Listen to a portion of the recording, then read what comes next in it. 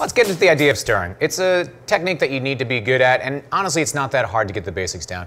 Understand the reason we stir. We stir when we don't have juice, we don't have fruit, we don't have cream and things like that. Generally, all spirited drinks or things that might have vermouth or wine in them, we stir those drinks.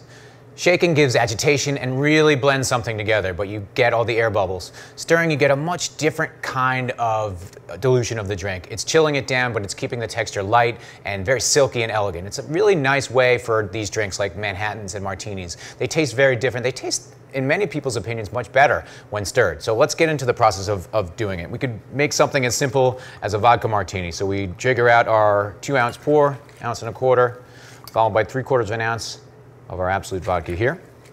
And then we're just going to get into the process of stirring this. So if you've never grabbed a spoon before, you'll come in different sizes. Grab the one that's behind the bar and a glass with some water and ice. Understand that when you're practicing, you want to do a couple of things. First, fill the glass with lots of ice. It'll help to keep the shape of the glass. It'll help the spoon move around the glass. It'll generally help you get into this process a little bit quicker and make it a little bit easier for you.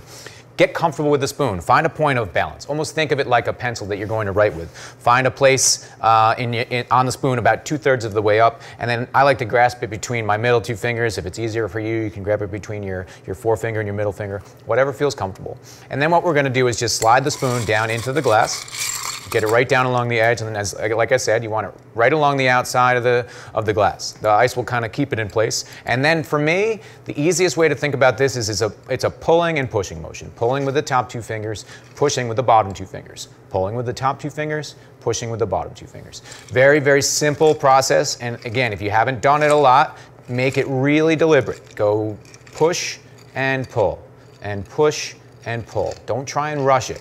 Rushing it's going to lead you to shortcuts like spinning the spoon, which is not the proper way to do this. You want to make sure that you're getting all the way into it. So what you'll find is after a little bit of time doing it very deliberately like this, back and forth, it starts to get very comfortable. Don't rush it. Take your time with it. I always liken it to learning how to drive a stick shift for the first time. It doesn't make sense, and then all of a sudden it just clicks in, and it makes perfect sense, and it just feels really comfortable. And once you've got it down to a simple science like that, you can see I'm doing this as easy as if I was doing almost nothing at all. So I can be watching the bar. I've got this opportunity when I'm stirring a drink to take a little bit of a survey of what's going on, making sure they have menus, making sure their drinks are still full. All the different things that I might need in this situation, I can be surveying while I'm stirring the drink. And then you can see a very, very simple process. It's elegant. You can tell a bartender that knows how to stir. So it's important to get this process down and do it right. Now, I stirred that for a very long time because we're teaching you how to do this. How long should you stir a drink?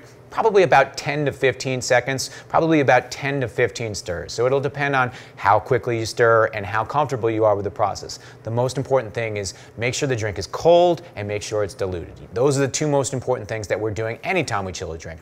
The dilution balances out the spirit, makes the drink more palatable, more enjoyable for the guest, and obviously that drink is going to taste better if it's cold. So make sure you've taken the time to stir it, make sure that it gets cold, you get a nice, smooth, silky texture, and it's one of those things that when somebody sees you stirring and stirring well and stirring with confidence, they know you're a quality bartender. So take the time, practice, get it down, you'll be a master in no time.